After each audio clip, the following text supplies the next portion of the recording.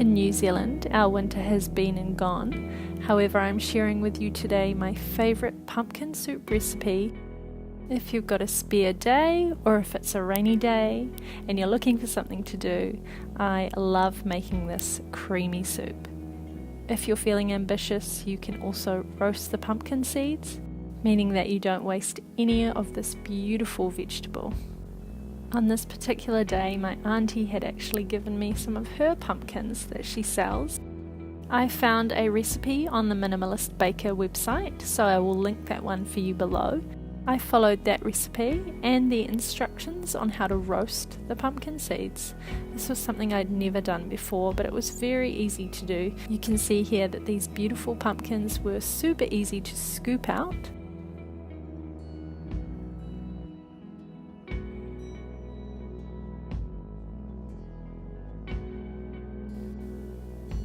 I used some baking parchment on an oven tray, and once I had scooped out all of the seeds from the pumpkins, I lay them flat on 2 trays.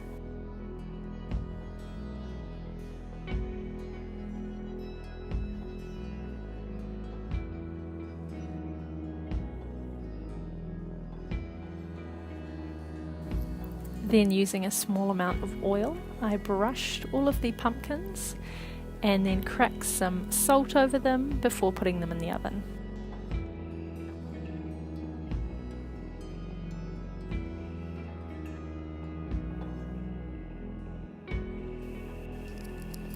The salt isn't necessary, but obviously it gives the pumpkins a really beautiful flavour.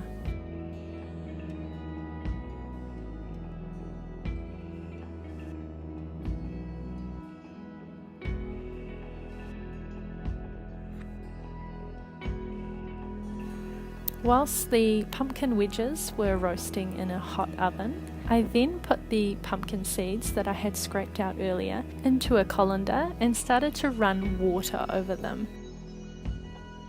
Again, this was a lot easier than I thought it would be. You can see here that by using water, the pumpkin seeds separate from the rind.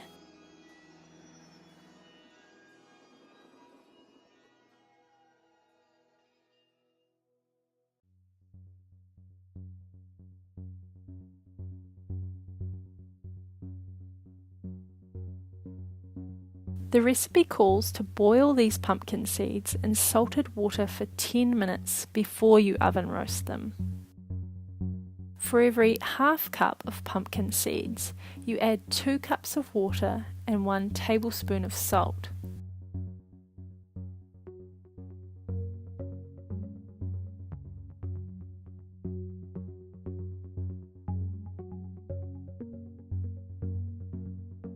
So you can see here I had about 1.25 cups of pumpkin seeds. So that's why I used 5 cups of water.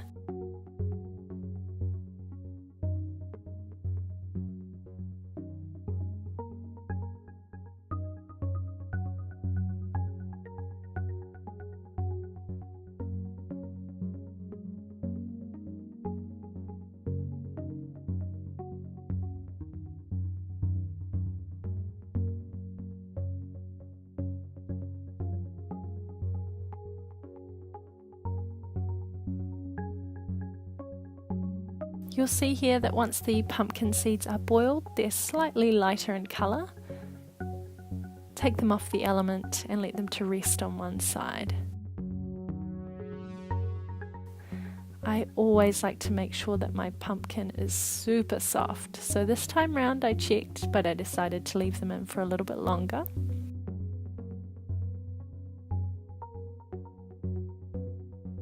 Once the pumpkin was completely cooked, I removed it from the tray and let it sit on one side of the bench.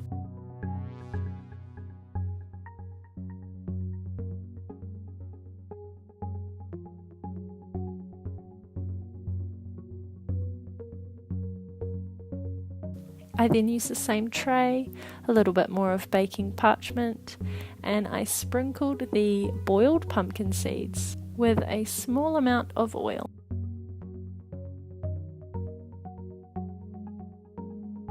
They then went back into the oven so that they could crisp up.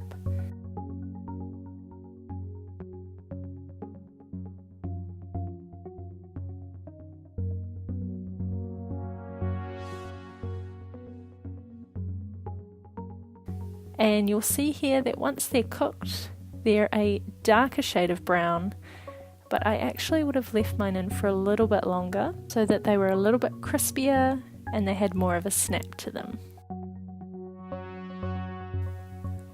Once the pumpkin had cooled down, I then used a spoon, and this is not so pretty. You can see here that I am trying to get rid of as much of that skin so that I can pop all of the beautiful flesh from the pumpkin into my food processor.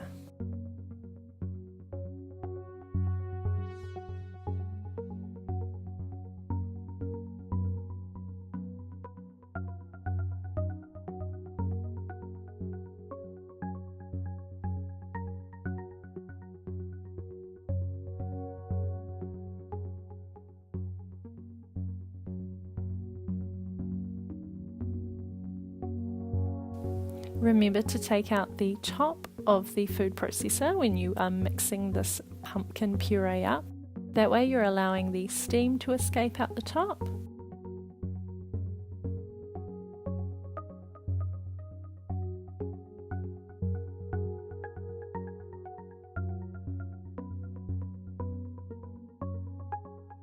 And you'll see here how beautiful and rich this pumpkin puree looks. I then add a little bit of turmeric into the bottom of a pan that has onions, cinnamon, cumin, garlic, and oil in it.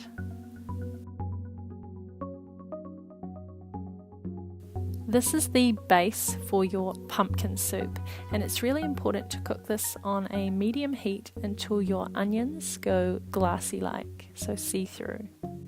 If you want to, you can also add to this some nutmeg or some maple syrup with salt and pepper. I then added in a small amount of boiling water and brought this simple syrup base to a boil. Add coconut cream so that your base becomes really rich and creamy, and then you're going to add on top your puree paste. And I did definitely have to make 2 batches of the puree because my food processor wasn't big enough, but you'll see here just how amazing it all looks when it comes together.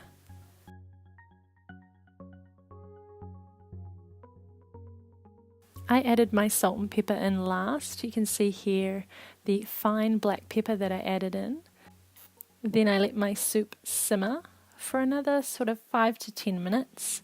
You can always remove this from the heat and you can give it another whiz through a blender to make it smooth, but I really like mine to have little lumps of pumpkin through it. Serve this up with some warm toast on the side. You can put croutons in it. You could garnish it with some fresh coriander. I decided to use a little bit more salt and pepper and some dried coriander.